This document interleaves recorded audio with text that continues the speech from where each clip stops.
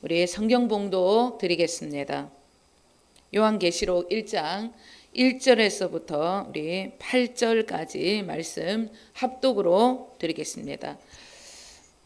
읽겠습니다. 예수 그리스도의 계시라. 이는 하나님이 그에게 주사 반드시 속히 일어날 일들을 그 종들에게 보이시려고 그의 천사를 그 종 요한에게 보내어 알게 하신 것이라.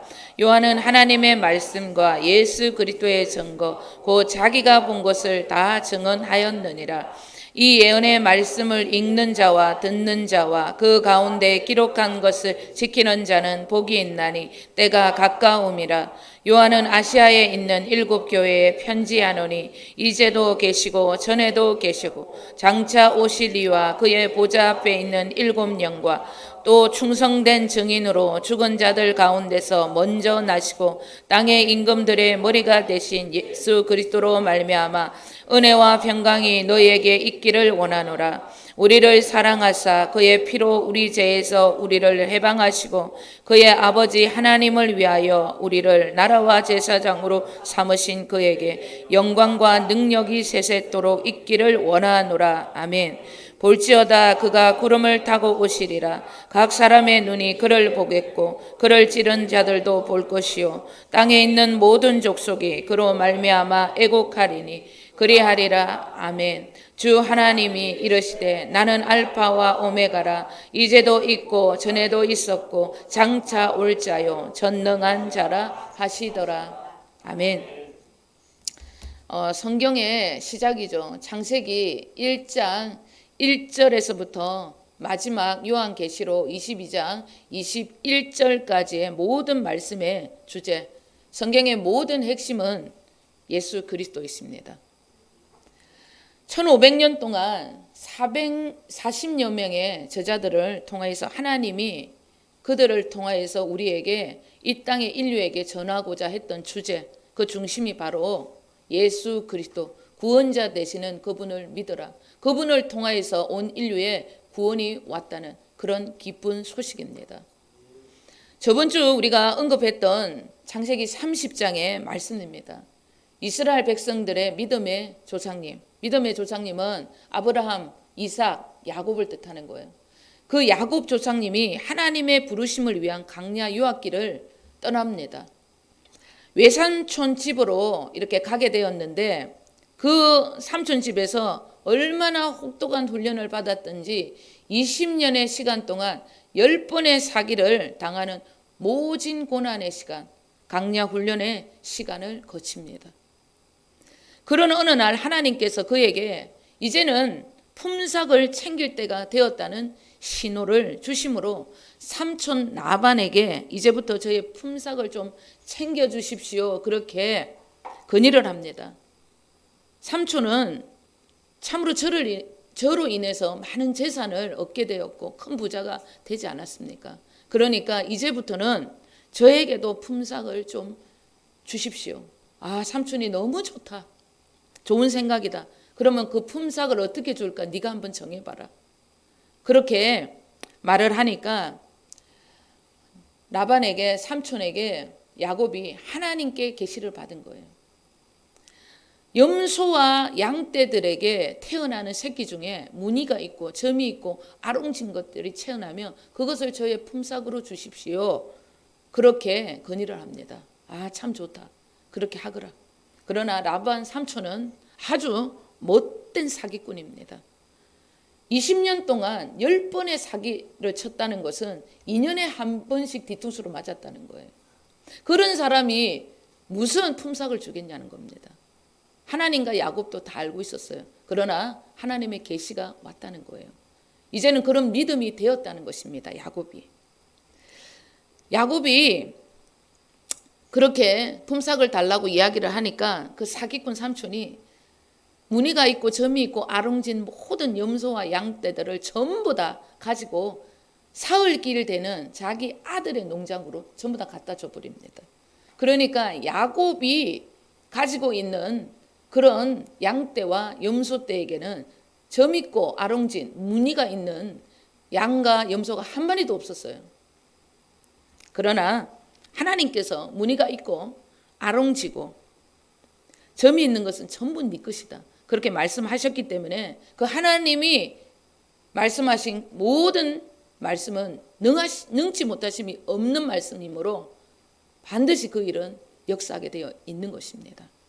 야곱은 그 말씀을 굳게 믿고 아멘 하면서 염소와 양떼들이 교배를 하는 물이 있는 곳으로 가까이 다가올 때에 나무 가지를 가지고 와서 문양을 냅니다. 아롱지고 점이 있는 것처럼 그렇게 무늬를 내서 물 앞에 딱 꼽아놔요.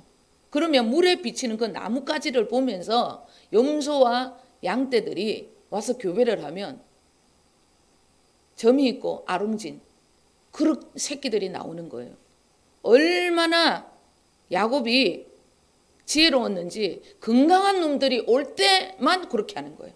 그러니까 자기 새끼들은 전부 건강한 놈들이 태어나는 거예요. 얼마나 번성했든지 낙타도 사고 노비도 사고 엄청난 부자가 되었다고 성경은 그렇게 기록하고 있습니다. 여러분, 생명의 DNA입니다. 생명의 DNA가 나무 가지로 탄생하는가? 절대 그런 일은 있을 수 없습니다. 인간의 힘으로는 이 말씀을 믿을 수 없는 것입니다. 그러나 성경은 하나님의 살아계신 말씀이라는 거예요. 전능자의 말씀입니다. 무에서 유를 창조하신 분이시고 천지를 단 6일 만에 말씀으로 창조하신 분이 하나님이십니다. 하나님 아버지가 그렇다고 믿으라고 그렇게 말씀하시면 반드시 아멘으로 화답하시고 믿으셔야 한다는 겁니다. 그것이 우리의 마땅한 도리인 것입니다. 의심이 생기고 의문이 생긴다. 믿지 못하고 있다는 증거입니다.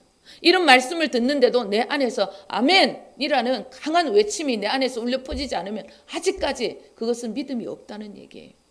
야곱을 통해 증거하신 짐승의 DNA가 바뀌는 이 성경의 역사, 인류의 구원자 예수 그리스도를 증거하고 계신 복음의 놀라운 역사라는 것입니다.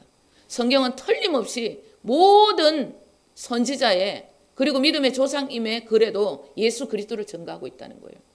죄악의 생명으로 태어난 인간들, 지옥으로 갈 수밖에 없는 그런 인생들에게 그들의 죄악의 DNA가 나무에 달려 십자가 나무에 달려 죽으신 그 예수 그리스도로 말미암아 그들의 생명이 선한 생명, 그리스도의 생명으로 바뀌게 된다는 놀라운 구속의 역사를 창세기 30장 야곱 믿음의 조상님의 이야기를 통하여서도 주님은 우리에게 말씀하고 있는 것입니다.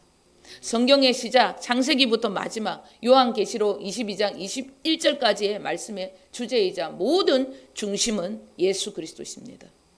1500년 동안의 기간 동안 40여 명의 저자들을 통하여서 계시를 받아서 하나님께서 전하라고 했던 그 모든 말씀은 예수 그리스도, 구원자 되시는 그분의 말씀이라는 것을 기억하셔야 합니다. 우리 다 함께 요한복음 3장 5장 39절 그리고 요한복음 5장 46절 누가복음 24장 27절 읽겠습니다. 너희가 성경에서 영생을 얻는 줄 생각하고 성경을 연구하거니와 이 성경이 곧 내게 대하여 증언하는 것이니라. 모세를 믿었더라면 또 나를 믿었으려니 이는 그가 내게 대하여 기록하였습니다.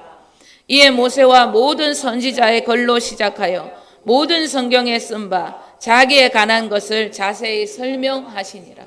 아멘.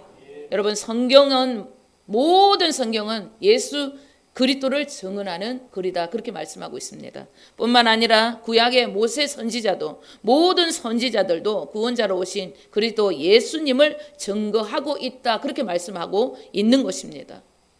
성경은 인류의 구원자 그리스도 예수님을 증거하기 위한 그런 구원을 주시기 위한 하나님의 말씀입니다.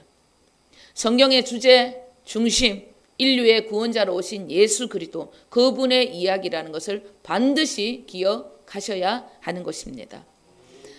우리 오늘부터는 그리스도에 대한 마지막 계시, 또 다른 복음서라고 불리우는 계시록을 살펴볼 것입니다.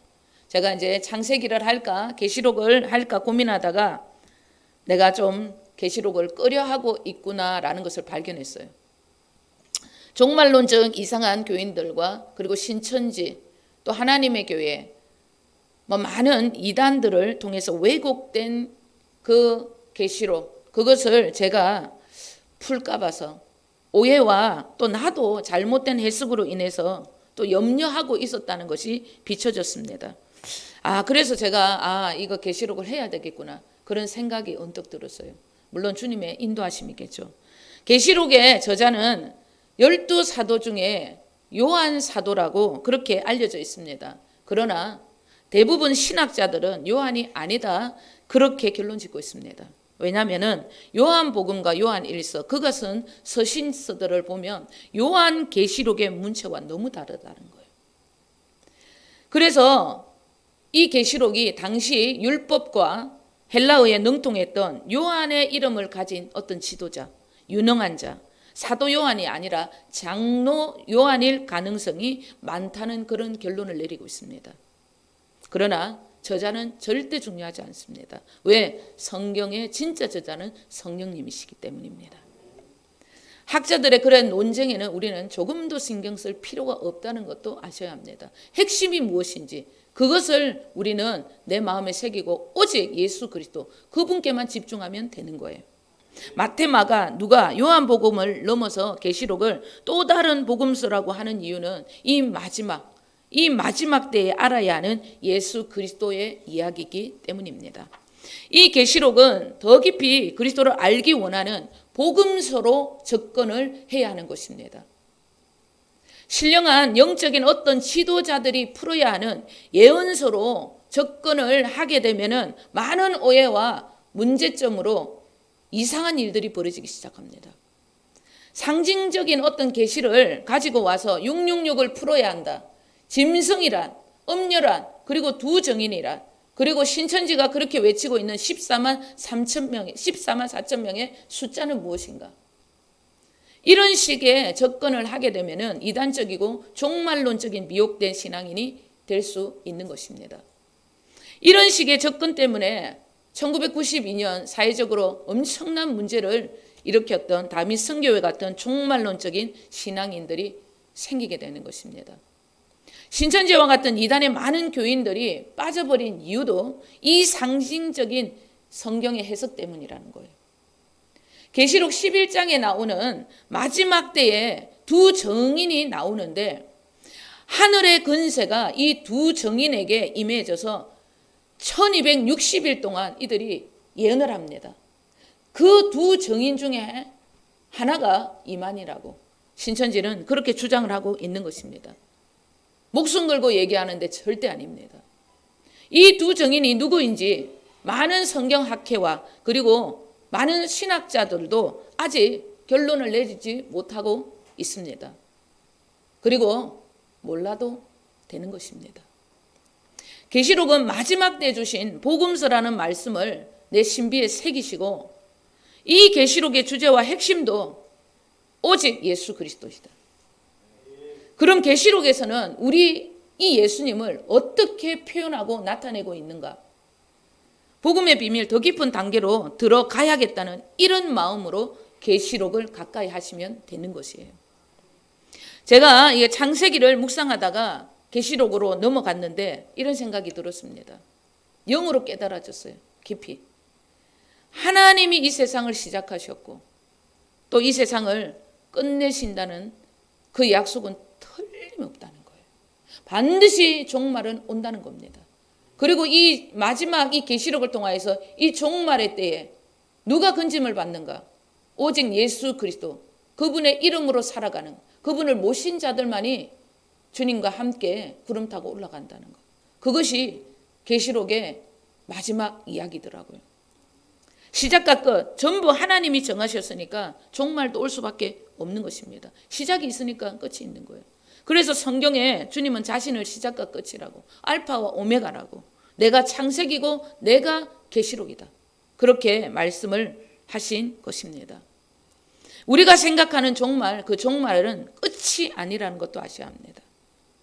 구원받은 자들과 우리 주님이 또 다른 세상, 신천지가 그렇게 외치는 엉뚱한 계시, 새하늘과 새 땅에서 영원한 삶, 행복만이 있는 삶의 시작이 종말입니다. 우리에게는 이 종말이 시작입니다. 계시록 21장 4절에는 새 하늘과 새 땅의 삶은 눈물도 없습니다. 애통도 없습니다. 사망도 없습니다. 아픈 것도 없습니다. 모든 만물이 새로워지게 되는 행복한 곳이라고 그렇게 말씀하고 있는 거예요. 이것이 여러분 새 나라, 우리에게 주어질 새 땅과 새 하늘, 새 예루살렘을 상징하고 있는 것입니다. 정말 우리가 이런 얘기를 들으면 내 마음이 두렵습니다. 왜 두렵습니까? 주님을 내 삶의 전부로, 주인으로 모시고 살지 않기 때문입니다. 그런 삶은 너무 힘들다. 너무 두렵다. 그리고 재미없다. 내 육신이 주는 생각에 아직 쏟고 있기 때문에 주님의 마지막이 기다려지지 않고 두려워지는 것입니다. 쏟고 있기 때문이에요. 얼마나 이 삶이 행복한 것인지, 주님으로 살아가고 이 마지막 때에 새하늘과 새 땅에 이 행복한 삶을 기대하고 살아가는 것이 전부인데 이것을 육신이 가로막고 있는 거예요. 여러분, 우리 육신, 이 껍데기, 우리 혼은 날마다 하나님을 대적합니다. 여러분, 절대적으로 성경을 믿으셔야 하는 것입니다. 우리 육신은 철저하게 우리를 속입니다. 보이는 이 세상이 전부인 것처럼, 나에게 죽음이 오지 않을 것처럼 다음 세상을 위해 준비하지 못하도록 이 세상의 삶을 위해서 전부를 걸고 살게 합니다. 그게 속는 거예요. 이 세상은 다음 세상을 준비하는 곳입니다. 그것을 우리는 반드시 기억하셔야 합니다. 오늘 본문 3절 다 함께 읽겠습니다. 이 예언의 말씀을 읽는 자와 듣는 자와 그 가운데 기록한 것을 지키는 자는 복이 있나니 때가 가까움이라. 아멘. 이 계시록의 말씀을 읽는 자, 듣는 자, 그리고 지키는 자, 복이 있다, 그렇게 말씀하고 있는 거예요. 우리가 예수 그리스도를 아는 복음을 깨달을 수 있는 방법은 사람의 열심, 인간적인 열심이 아닙니다. 인간적인 사람의 열심, 내 안에 있는 육신의 생명이 떠나가는 만큼 이 복음의 비밀이 내 안에서 깨달아지는 것입니다. 이것이 성경적인 원리예요. 읽고 듣고 지키는 자, 여러분 어떻게 지켜나갑니까? 그리스도의 생명을 통해서만 하나님의 계명을 지킬 수 있게 되는 것입니다. 그런 자들은 복이 있다, 오늘 본문이 그렇게 말씀하고 있어요. 이 마지막 때는 복음의 비밀을 알고 그 비밀을 통해 말씀을 지켜내는 자들이 아니면 절대 이 마지막 때는 순종의 삶을 살 수 없습니다. 세상은 너무 악하고 너무 많은 비진리와 어둠의 방해들로 우리를 미혹하고 유혹하기 때문에 주님이 주시는 깊은 은혜와 믿음의 그 깊은 단계 속으로 들어가지 않으면 절대 말씀을 지켜 행하면서 이겨낼 수 없다는 것이 결론입니다. 그래서 오늘 본문 3절은 종말의 때가 가까워지면 질수록 더 계시적인 이 복음의 비밀을 읽고 듣고 지키는 자가 되어야 한다. 그런 자들이 진짜 복을 받은 자라고 그렇게 말씀을 하고 있는 것입니다. 우리는 복음의 비밀을 깊이 깨달은 자들입니다. 우리는 복받은 자들입니다. 그 계시를 읽고 듣고 지키는 자, 진짜 복된 자들이 되었다는 거예요. 히브리서에서 말씀하고 있는 멜기세덱, 그 제사장을 통해서 우리는 불멸의 성령의 능력을 받은 자들이 되어서 야고보서의 믿음입니다. 행함이 있는 믿는 자들이 되었다는 거예요. 우리 히브리서 7장 12절 그리고 15절 16절 다 함께 읽겠습니다. 제사 직분이 바뀌어졌은즉 율법도 반드시 바꾸어지리니 멜기세덱과 같은 별다른 한 제사장이 일어난 것을 보니 더욱 분명하도다. 그는 육신에 속한 한 계명의 법을 따르지 아니하고 오직 불멸의 생명의 능력을 따라 되었으니. 아멘. 멜기세덱이란 살레만, 평화의 왕이란 뜻으로 우리 예수님을 가리키는 거예요.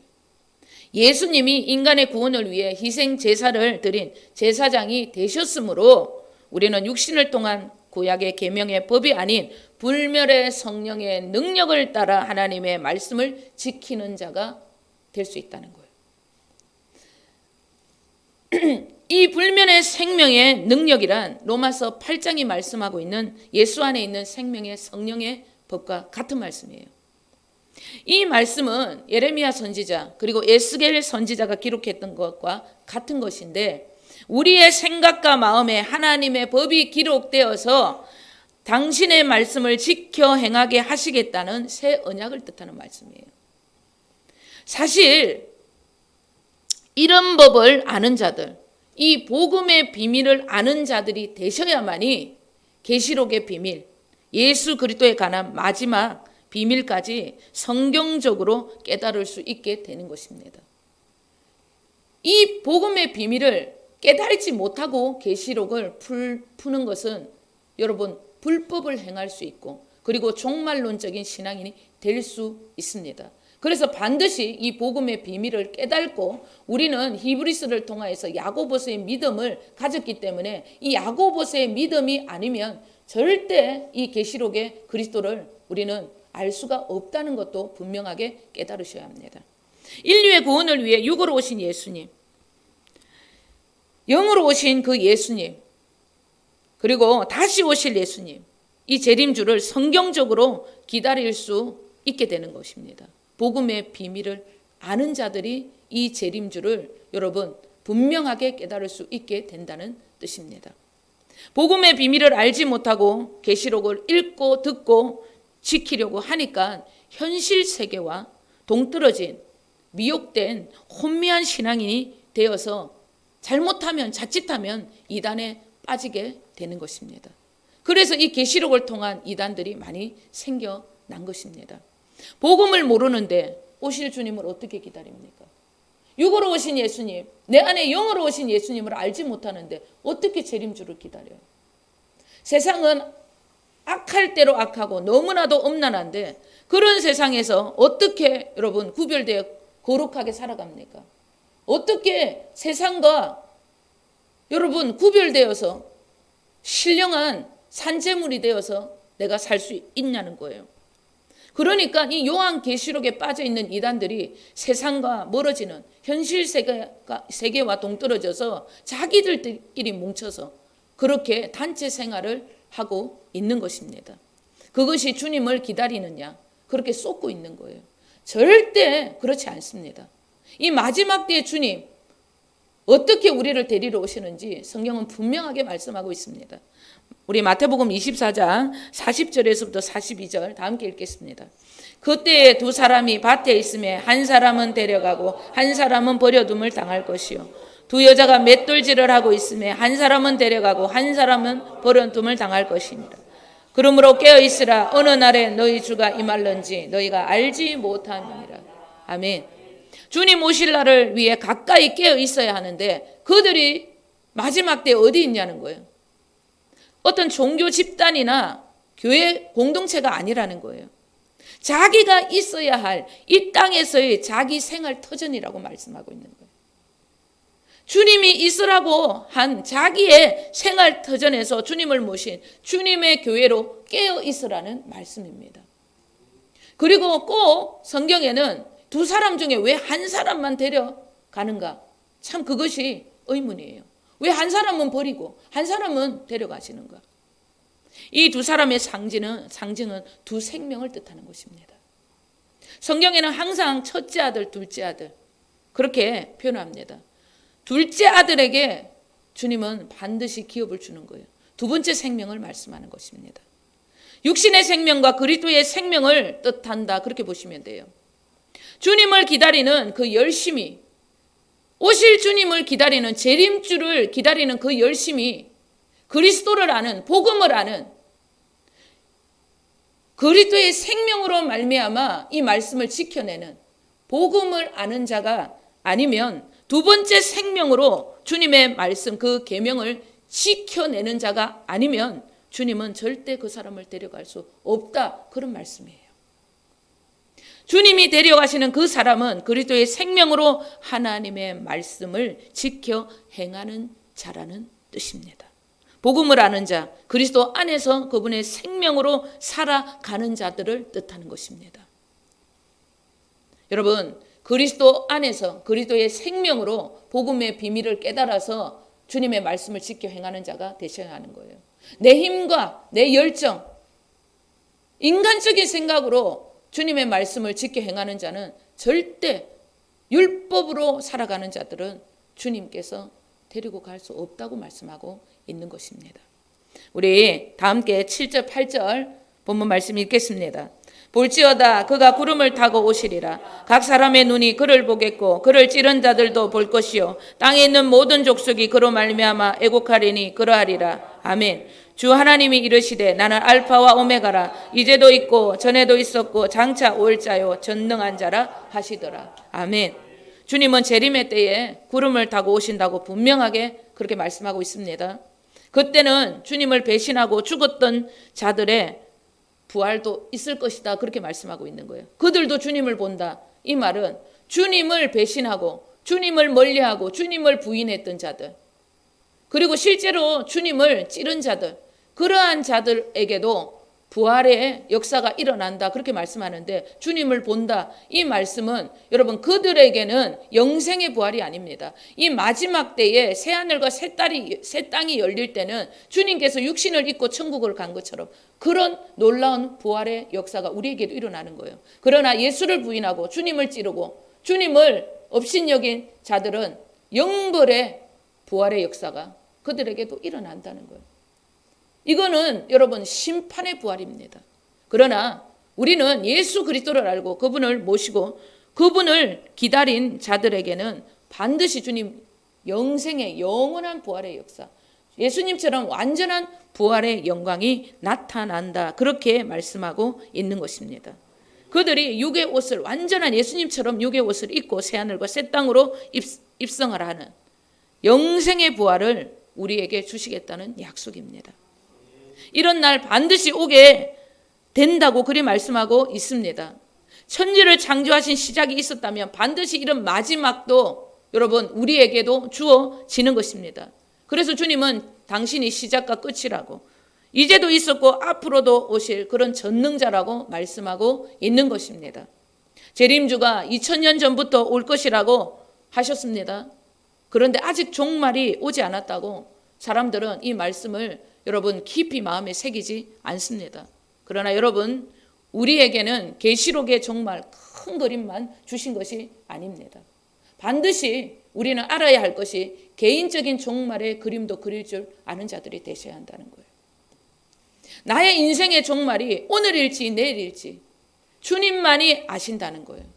내가 지금 오늘 죽을지 내일 죽을지 아무도 모르는 거예요. 그러면 나의 개인적 종말에 주님을 만나기 위해서 반드시 나는 내 안에 주님과 함께 깨어있는 삶을 살아야 한다는 것이 오늘 말씀의 결론입니다. 1만 킬로미터라는 이지성 작가의 책에 북한의 탈북 여성들의 이야기가 굉장히 많이 나옵니다. 그 중에 인신매매로 중국 남자, 나이 많은 남자에게 팔려가서 딸을 하나 놓고 살아가는 어느 여인의 이야기가 나옵니다. 남편이 나이가 많아서 그랬는지 뇌출혈로 식물 인간이 되어서 살아가는데 그 누워있는 남편 똥을 좀 다 받아내고 그렇게 딸과 함께 어렵게 살아갑니다. 예수를 믿습니다.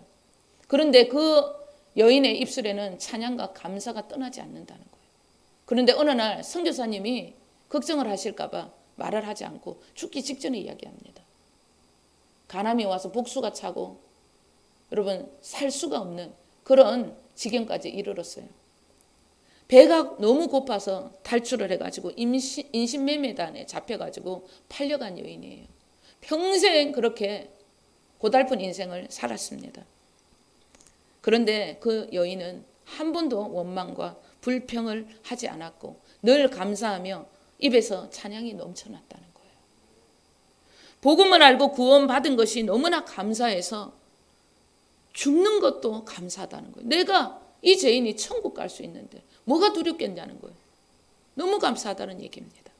이런 삶이 여러분, 이렇게 사는 삶이 개인적인 종말론을 준비하고 살아가는 최고로 깨어있는 삶이라 그렇게 말씀드릴 수가 있는 것입니다. 여러분 참으로 우리는 부끄럽습니다. 우리는 조금 부족하고 여러분 조금 불편하면 얼마나 많이 원망하고 불평합니까? 여러분 얼마나 신경이 예민해져서 여러분 화를 내고 분을 냅니까? 여러분 우리는 반드시 이 종말론적 개인의 여러분 신앙인이 되어서 부끄럽지 않는 그런 삶, 주님을 기다리는 삶을 반드시 살아가셔야 하는 것입니다. 오늘부터 우리는 이 개인적인 종말론으로 주님을 기다리고 천국을 준비하는 깨어 있는 저와 여러분 되시길 우리 주 예수 그리스도 이름으로 간절히 축원드립니다. 기도하겠습니다.